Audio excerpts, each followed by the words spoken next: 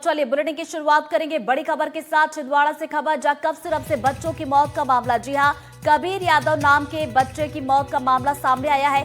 बच्चे का परसिया में इलाज हुआ था। डॉक्टर प्रवीण सोनी ने ही बच्चे का इलाज किया था और इलाज के दौरान कोल्ड सिरप प्रिस्क्राइब की गई थी। 11 मृतक बच्चों की लिस्ट में कबीर का नाम नहीं है। तो ये बड़ी खबर आप तक पहुंचा रहे हैं छिंदवाड़ा से।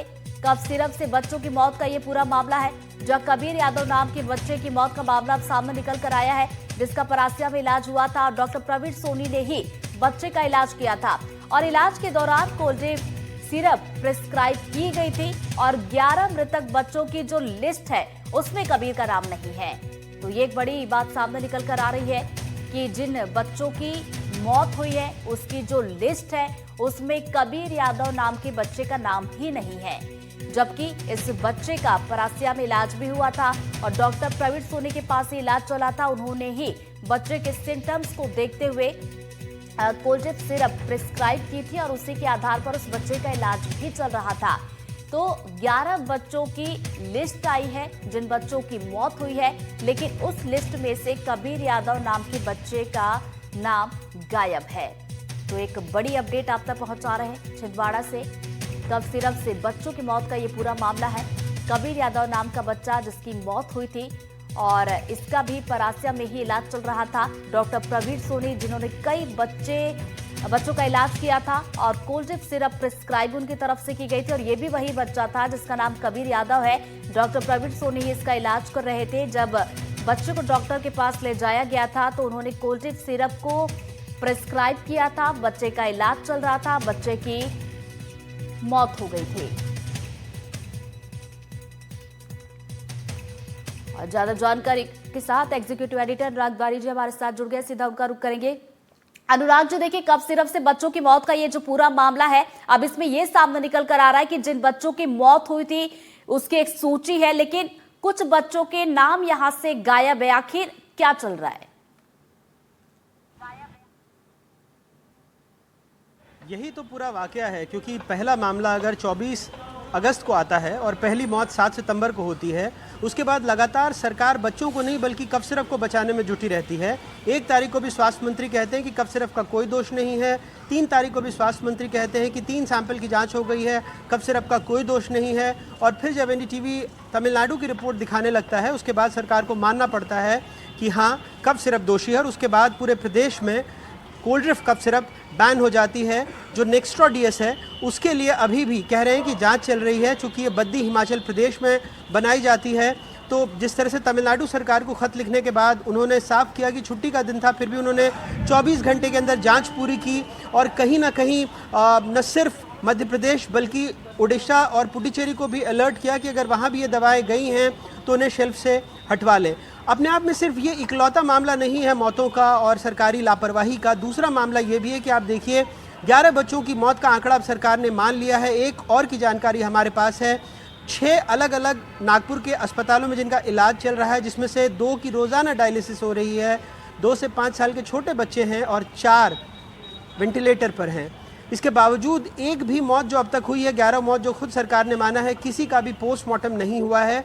पोस्टमार्टम 2 तरीके से होता है, मेडिको लीगल या फिर पैथोलॉजिकल। अब मेडिको लीगल के लिए प्रशासन को या पुलिस को संज्ञान लेना था और जाकर खुद इन मौतों को संदिग्ध मानकर इसका पोस्टमार्टम कराना था ताकि आगे जाकर कल्पेबिलिटी तय हो सके, लेकिन ऐसा नहीं हुआ है। पैथोलॉजिकल में भी खुद जिन अस्पतालों में मौत हुई, अगर उनको मामला संदिग्ध लग रहा था तो वो पोस्टमार्टम करा सकते थे, लेकिन अभी तक किसी भी शव का पोस्टमार्टम नहीं हुआ है। स्थानीय प्रशासन का कहना था कि परिवार मना कर रहे थे, लेकिन परिजनों से हमने बात की, उनका कहना है कि उन्हें इस तरह की कोई बात बताई ही नहीं गई थी, वो क्यों मना करेंगे।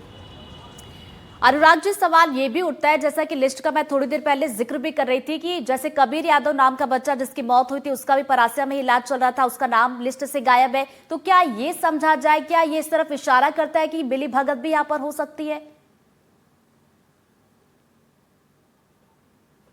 देखिए, तो यही मैं आपको बताने की कोशिश कर रहा था और यही बात हमने बताई कि जैसे दिव्यांश का नाम नहीं था, लेकिन अब सरकार ने अपनी प्रेस रिलीज जो उन्होंने प्रेस विज्ञप्ति जारी की उसमें माना है कि 11 बच्चों की मौत हुई है। कबीर यादव पड़ोसी बैतूल जिले का है, अभी तक उसका नाम नहीं है। हो सकता है कि कलेक्टर से बात हो और उसके बाद उस लिस्ट को अपडेट कर लिया जाए।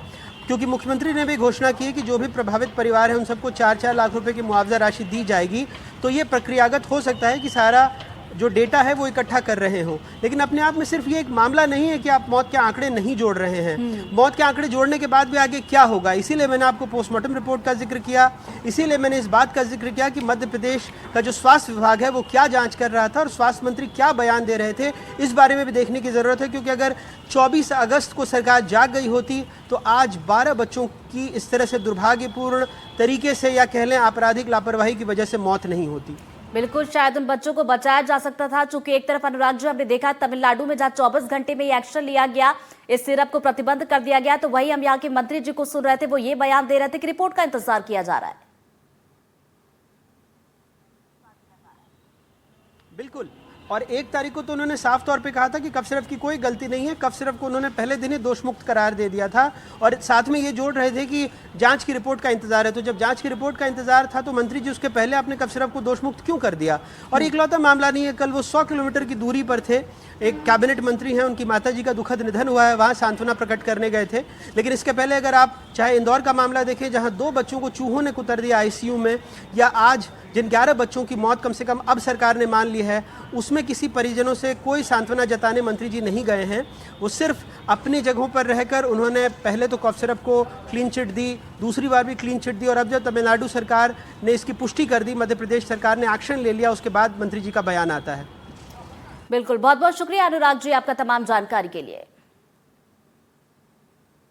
बढ़ते आगे, छिंदवाड़ा में अब एक्शन में आई है ड्रग इंस्पेक्टर्स की टीम। जी हां, मृतक बच्चों के घर पर टीम पहुंची है। कल जबलपुर से छिंदवाड़ा ये टीम आई हुई थी। टीम ने अदनान के घर पहुंचकर जांच पड़ताल की है और अदनान को दी गई दवाइयां टीम ने जब्त कर ली है। टीम ने अदनान के परिजनों से भी बातचीत की है। तो छिंदवाड़ा में देखिए अब ड्रग इंस्पेक्टर्स की टीम एक्शन मोड में नजर आ रही है। जो मृतक बच्चे हैं उनके घर पर टीम पहुंच रही है और बीते दिन जबलपुर से छिंदवाड़ा ये टीम आई हुई है और टीम ने अदनान के घर पहुंचकर जांच पड़ताल की है और अदनान को जो दवाइयां दी गई थी उसकी जांच भी की जा रही है और टीम ने उन दवाइयों को जब्त भी कर लिया है। साथ ही साथ टीम की तरफ से अदनान के परिजनों से मुलाकात की गई और उनसे बातचीत करके पूरी जानकारी ली गई है।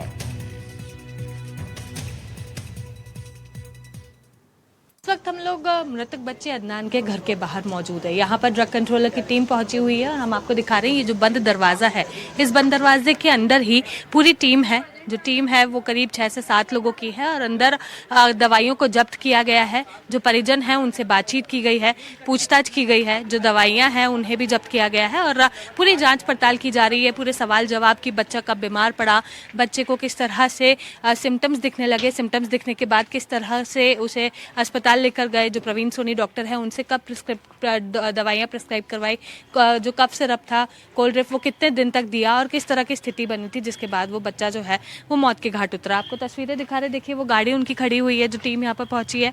और यहाँ पर टीम जब पहुंची थी उसके बाद से करीब अभी 1.5 घंटा हो चुका है। 1.5 घंटे से टीम अंदर है और हर छोटी बड़ी चीज़ की जानकारी ले रहे हैं। हालांकि उन्होंने कैमरे पर आने से मना कर दिया। उनका ये कहना है कि अभी इन्वेस्टिगेशन जारी है, जब तक इन्वेस्टिगेशन पूरी नहीं होती है तब तक किसी भी तरह से इस पूरे मामले में कहना उन लोगों को अभी तक अलाउड नहीं है। यही कारण है कि वे लोग अभी कैमरे पर नहीं आ रहे। लेकिन जिस तरह की स्थिति थी वो स्थिति क्या थी, किस तरह यहाँ पर वो लोग पहुंचे, वो हम आपको बता रहे हैं। शाश्वत, जो टीम आई है जबलपुर से आई है, कल ही ये टीम आई थी। यहाँ पर आने के बाद उन्होंने किसी तरह की कार्रवाई भी की थी, क्या कुछ पूरी चीज़ निकल कर सामने आई थी? देखिए, जो जबलपुर से आई टीम है लगातार देखिए दूसरा दिन है। कल परासिया के कुछ मेडिकल स्टोर्स में जो है छापेमारी की कार्रवाई की गई थी, दवाइयों के सैंपल जब्त किए गए थे।